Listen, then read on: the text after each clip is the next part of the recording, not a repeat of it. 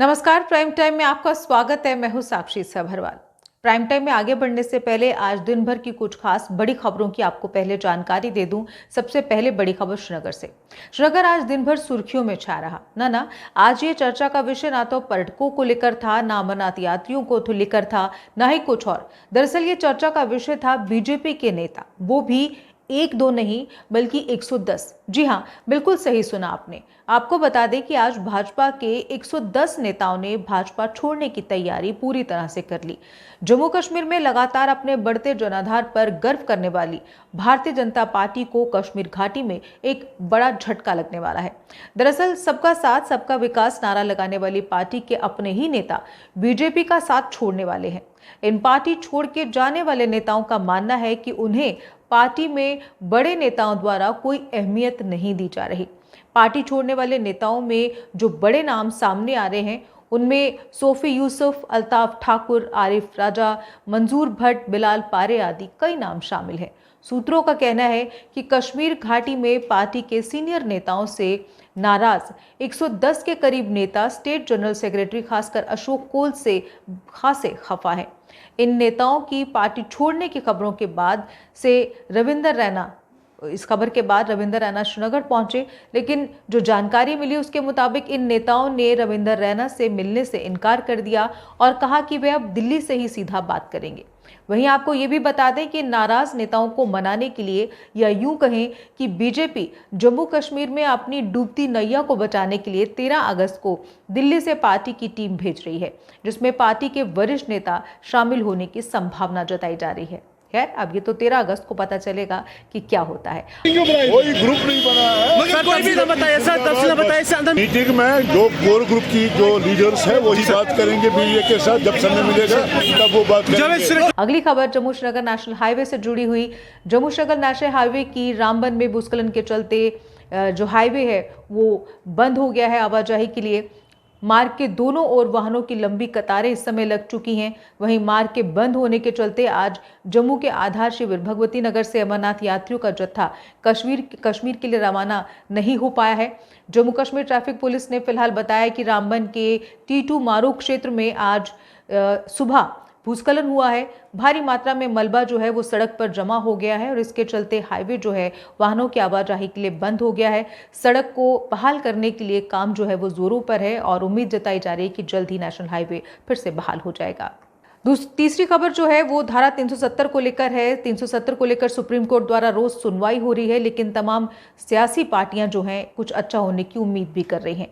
वहीं कोर्ट भी इस मसले को गहराई से समझने की कोशिश कर रहा है। इस दौरान कई दलीलें भी दी जा रही हैं। आज महबूबा मुफ्ती ने जहां कोर्ट में हो रही सुनवाई पर खुशी जताई, तो वहीं धारा 370 हटाने को लेकर बड़ा बयान भी दिया। महबूबा मुफ्ती ने कहा कि उस समय धोखा करके इस आर्टिकल 370 को तोड़ा गया। इसे तोड़ने के लिए सत्यपाल मलिक व उनके सलाहकारों को विधायक बनाकर एक फ्रॉड किया गया। जरा सुनिए महबूबा मुफ्ती ने क्या कहा। सुप्रीम कोर्ट में जिस तरह से जिन मुद्दों पे बात हो रही है 370 को लेके, बिल्कुल यही मुद्दे 2019 से लेके पीडीपी के लोग, पीडीपी की जमात, मैं खुद इन मुद्दों पे मैंने ये मुद्दे उठाए हैं। मगर फ़र्क ये है कि जब आज सुप्रीम कोर्ट में ये बातें हो रही हैं, खुल के हो रही हैं, तो सुप्रीम कोर्ट को खुशकिस्मती है कि वहाँ कोई रुकावट नहीं है। मगर हमारे लोगों को या तो थानों में बंद किया जाता है, या नज़रबंद किया जाता है, या हाउस अरेस्ट किया जाता है। इन्हीं बातों पे जो आज सुप्रीम कोर्ट में बातें हो रही हैं कि जो फैसला उस वक्त किया गया पार्लियामेंट में, उसमें हमारा जो आइन है उसकी धज्जियाँ उड़ाई गई कि आइन के ख़िलाफ़ है। सुप्रीम कोर्ट ने खुद ये सुन रहा है, इसको सुनवाई हो रही है कि पार्लियामेंट के पास ताकत नहीं है 370 को ख़त्म करने की, जब तक कि जम्मू कश्मीर की कॉन्स्टिट्यूएंट असेंबली उसको रिकमेंड ना करे प्रेसिडेंट ऑफ इंडिया को इसको ख़त्म कर दो। देखिए, अगर उम्मीद नहीं होती सुप्रीम कोर्ट जाते क्यों? हम गए हैं क्योंकि हमें उम्मीद है, और बीजेपी की तरह कम से कम हम सुप्रीम कोर्ट को धमकी तो नहीं दे रहे हैं। मैं हैरान होता हूं जब मैं बार बार बीजेपी के कुछ जिम्मेदार लोगों की तरफ से इस तरह के बयान देखता हूं कि हम कभी 370 को वापस आने नहीं देंगे। अरे मामला सुप्रीम कोर्ट के सामने है, सुप्रीम कोर्ट को फैसला करने दीजिए। वो सुप्रीम कोर्ट को धमका क्यों रहे हैं? आज भी पार्लियामेंट के नो कॉन्फिडेंस डिबेट में मैंने देखा कि एक यूनियन मिनिस्टर की तरफ से ये बात आई कि हम कभी 370 यहाँ वापस लगने नहीं देंगे। हम तो सुप्रीम कोर्ट के फैसले का इंतजार कर रहे हैं, उनको भी करना चाहिए। अब बात प्राइम टाइम में मुख्य मुद्दे की। आजकल जम्मू कश्मीर में स्मार्ट मीटर के विरुद्ध जनता के जो स्वर हैं वो लगातार तेज हो रहे हैं। दरअसल जम्मू कश्मीर में लोग स्मार्ट और प्रीपेड मीटर नहीं लगवाना चाहते। ये लोग पहले की तरह ही मीटर सुविधा देने की लगातार मांग कर रहे हैं। जम्मू कश्मीर में लगाए जा रहे स्मार्ट मीटर व लागू की जा रही प्रीपेड बिजली प्रणाली राजनीतिक मुद्दा भी अब लगातार बनती जा रही है। राजनीतिक दल व सामाजिक संगठन स्मार्ट मीटर व प्रीपेड बिजली प्रणाली के विरोध में लगातार प्रदर्शन कर रहे हैं। लोग इसका जमकर विरोध कर रहे हैं। इसी को लेकर आज हिंदू शिवसेना ने भी इस बात को लेकर अपना रोष प्रकट किया। स्मार्ट मीटर लगाने को लेकर उन्होंने नाराजगी जताई। जरा सुनिए उन्होंने क्या कहा। तो ये जो स्मार्ट मीटर हैं वो इनको लेके बैठ जाएंगे। मैं देवेंद्र रैना जी को भी कहता हूँ, और जो हमारे 25 MLA जीत के वहाँ लाए थे उनको भी ये बात कर देना चाहता हूँ कि उठो और जम्मू वालों के साथ चलो। अगर आप साथ नहीं चलोगे तो जो हालत आज स्मार्ट मीटर को लेकर लोग कर रहे हैं, आने वाले समय में वही हालत आपकी होगी।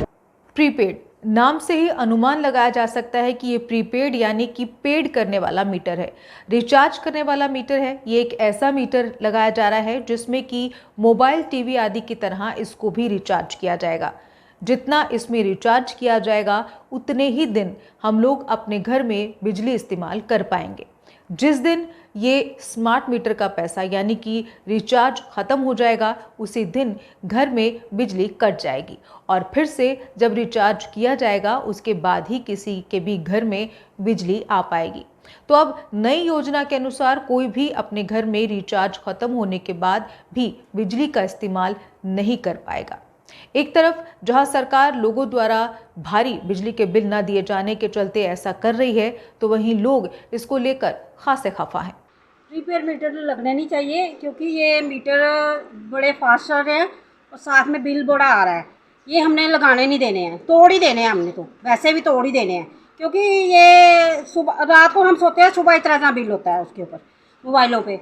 और ऐसे है कि रोज़गार तो है नहीं हमारे बच्चों के रोज़गार। मोदी जी कह रहे थे नहीं एक घर घर में नौकरी देंगे, ये है वो है, और बच्चे प्राइवेट जॉब करते हैं। आईफोन के लिए बोल रहे थे, LG ने बड़ा बोला कि आईफोन रखे हैं, 5G चला रहे हैं, वो बिल दे रहे हैं।